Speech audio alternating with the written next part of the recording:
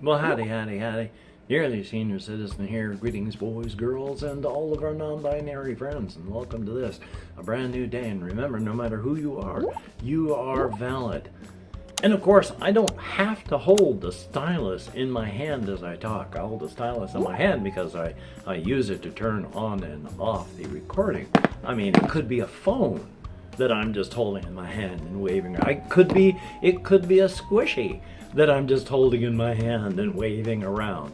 It doesn't matter, but if I can hold it, I am holding on to the stylus just because. There's one channel I watch, Geek Gamers. She points using a crochet hook. This latest video she did, she wasn't at home, so she used a pencil. But I've got a stylus. Ooh. It is cold outside. I went outside, there's frost on some of the bungalow roofs, and I thought it had hailed, but it was just salt they had thrown all over the walkway. So it finally got cold-ish. I mean, it wasn't freezing when I went outside, but it's been cold. So thumbs up on that. Yay! Past that, there really hasn't been a lot happening. I went out for walkies late last night, and I had to use my walker. I've been having so much trouble, so much pain, so many issues. I'm gonna hopefully get hold of the hospital today. I need to get hold of my regular doctor and the surgeon side to find out what exactly I gotta do. When we can schedule this, is undoubtedly gonna take months and months and months. Thumbs up. But then they'll grind into my neck and core out the bones surrounding my spinal cord, and they'll core out the bones surrounding the nerves that go to my arms. So, I mean, the odds are great that I'll be just fine. But I could be paralyzed or lose the use of some parts of my body. Or worse, I could die. Yay! We could all die. We're all going to die. There isn't a single one of us that gets out of this alive. Thumbs up. But anyway, life has just been life. I have not done much, as stated. I have done just a little bit yesterday. I've done a little bit today. I've talked with my sister largely, and then just watched videos. Largely watched videos, not largely talked to my sister. Oh, I speak goofy today. Thumbs up for that. The only real thing that I wanted to talk about, I have mentioned the board game Die in the Dungeon. It is the one I bought while I was in Port Orchard. It has a lot of really nice pieces in it. I had noticed something that I was wondering about, and then it really got talked about in a video. One of the things, the core thing about the game, is you are rolling dice and comparing numbers, because you have dice. Die in the dungeon. So you have to beat numbers on the monsters, and then the monsters have to roll to hit you. And you use the appropriate die for your damage with. Now, let me explain. Let's say you have 3 warriors that you're going to be fighting as the bad guy. So they have 3 might scores. Let's say it adds up to 9. The closest die you can get to that is a 10-sider. So they roll a 10-side to hit you and compare that to your defense. And then you take a look at your current score, because as you take damage, your dice can go down. So you're rolling smaller and smaller dice.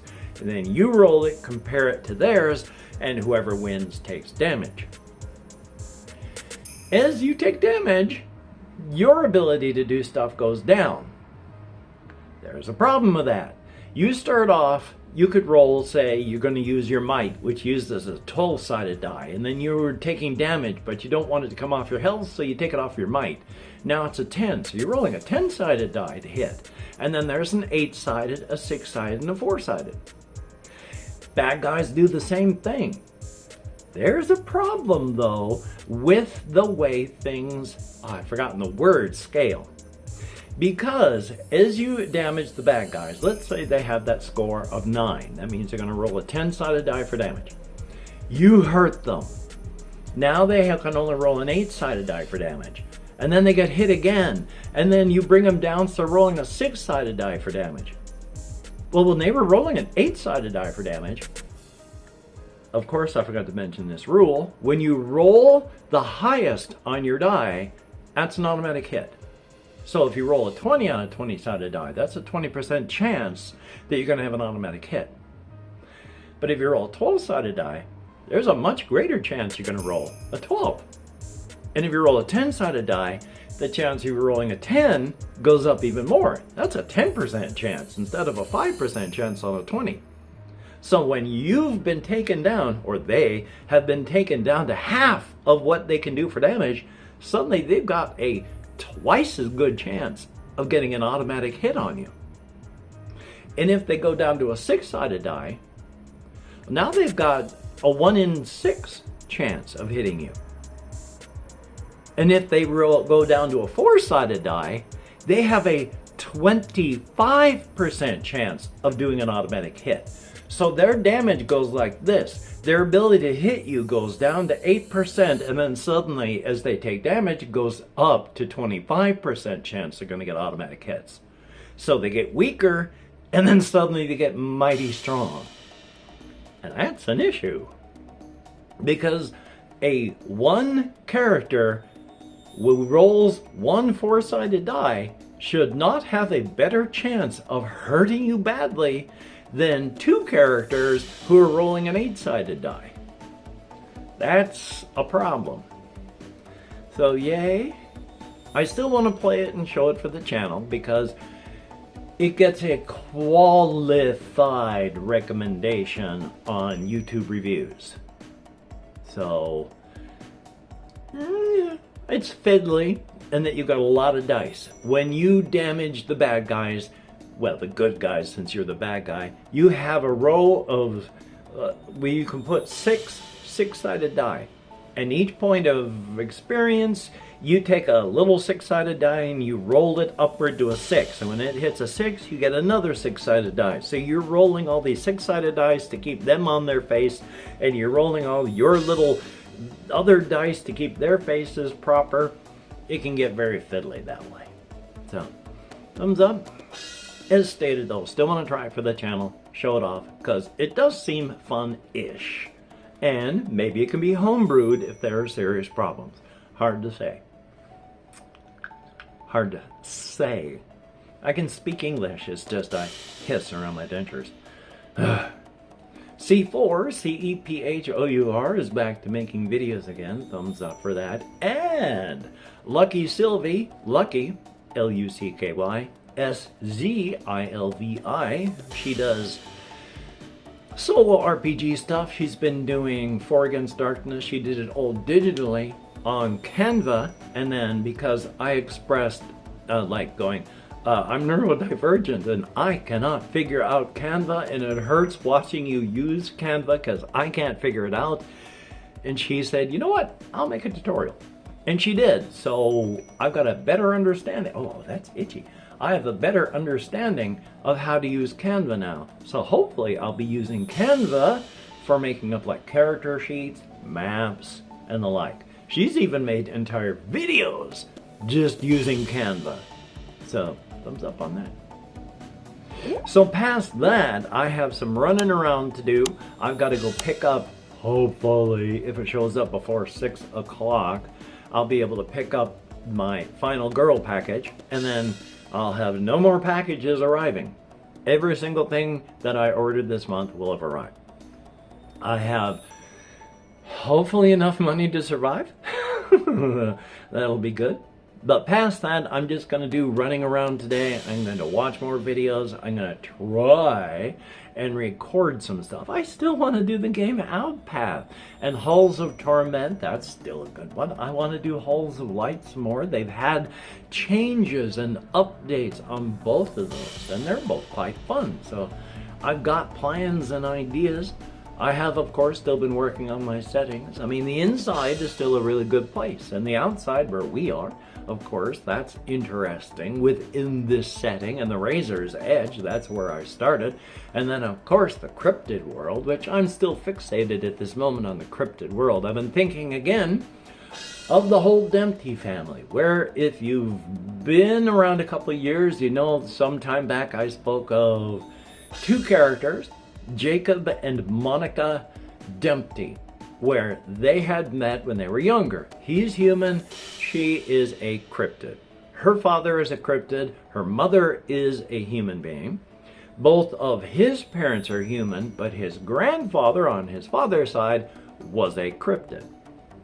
Together, because they're of the same types, they are both very likable, very trustworthy. That's just the influence, the aura that they give off, part of the type of cryptids that they are. They have had 3 children, Barb, Nis, and Annie. Barb is, she's named Barb is not short for Barbara. Barb is short for like the barbed hook that comes off the thing. So she's Barb, and she's working her way through the executive side of business. She has been eating her way through an executive side in a business along with another rival, and she's probably going to get eaten within the next couple of years. That happens. You know, Barb and Monica and Jacob will be sad, but it's a literally a cryptid world that she's in, so thumbs up. Nis is a cryptid. She too is now gotten a human lover who she's given a booster to so that her cryptid sense, her cryptid presence has risen, her third eye is open, and she's interacting with the cryptid world as long as she's got the booster. They've both dropped out and gone wild, so to speak, not really interacting with the human world, but rather just living in the cryptid world. And then of course there's Annie, who is human, staying on the, well, they run sort of an RV park / park to go out on a small lake / gas station / little junk store type place. And she stays with the family, and she helps them out. And you know, once or twice a month, she heads into town and she knifes someone, stuffs their body into her car, drags them out to the family, and they eat them. Both Annie and Jacob have been doing quite well ever since they've started eating people almost exclusively. Jacob has lost weight, gained some of his mobility back, and of course Annie, she is just ultra healthy. Young, mid-20s. Thumbs up for that. So I've been thinking about lots of stuff, lots of things, trying to get things together, and dealing with just life and depression. Ugh. Seasonal affective disorder sucks. Days like today, not that bad. It's sunny. As soon as the sun goes down, it's gonna suck. Because as soon as the sun goes down, I am like, I don't see any reason to even exist until it's time to go to sleep, until I can get up the next morning when it's sunny. So as soon as the sun goes down, I can't even find a reason to be alive. But I know that that is depression lying to me. So it sucks, but I'm dealing with it. So I've got that. So I'm ending up, because of the cold, staying inside, usually until it's dark, and then I go out walkies. Hopefully I'm gonna get a gun. Wow, that wasn't English. Blame the gabapentin for that. One of the side effects of gabapentin is a garbled speech. Gabapentin is one of those things that you take for nerve pain. And one of the side effects is, along with confusion and such like that, as well as dizziness. One of the reasons I fall down as much as I do. If you are one of my Patreon patrons, thank you so very much for helping me out. I used to be hosed like a Christmas monkey, even with your help. You stopped it from being quite so savage a hosing, and that was appreciated. Now in my situation, I am no longer like a Christmas monkey, waiting for the inevitable hosing. I'm a hurtin' monkey. I'm a badly hurtin' monkey. But most Americans these days are hurtin' monkeys. It's nice to go from hosed like a Christmas monkey to a hurtin' monkey though. So thank you, it is appreciated. You're not up on the screen, you're not on a list yet, I'm gonna do that, but you know who you are. And when you look at yourself in the mirror, remember, you are beautiful and awesome. And for everybody that has left me comments, thank you so much. I do read and appreciate absolutely every single one of them, except for abusive ones, but I get those very, very rarely. So thank you very, very much. I do my best to get through my executive function and dysfunction issues and answer comments in comments. That's hard. I try to answer as many as I can in video. That's tough too. But just remember, I read them all. I appreciate them. Thumbs up. Thank you. So it's another shortish one today, but if you watched this far, let me know in the comments, because I appreciate knowing, and hey, the YouTube algorithm rewards engagement. So, until we meet again, how dramatic. You take care. Have a great day today. I will see you on the flip side, and that is indeed a very good thing. Now, I'm going to use the squishy. And pretend to use the squishy as my stylus. So, you take care and I'll talk to you later. I've been able to keep my place looking pretty good so far. I mean, I got my sink, there's my microwave, there's the table where I had to put my meds away. I still keep my boxes, things underneath the bed and such. My bed's in good shape, as good as it can be. You know, the table's fine.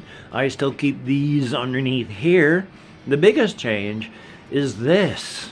I have removed 2 games because I'm never going to play them. They are Zombicide. That's a huge thing. The only place I could play it would be on the floor. I'm not going to be able to get on the floor. And then there's the Arkham blah blah blah blah blah Elder Signs. That one is very, very intense. So this is the big change right now. These are the games that I've got and play, and I have more showing up. Well, I've got a Final Girl package on the way. Hopefully next Disability, I'll be able to continue picking up Fabled Lands and the Michelangelo books, and then other things. And then that's a towel, and that's a earphones, and these are squishies, and this is somebody playing Bloodborne, you know, so it's just not me. Her name is like, I don't know, Lightweight Gaming or something. So anyway, I just wanted to show this off, so thank you. You have a good day, and take care.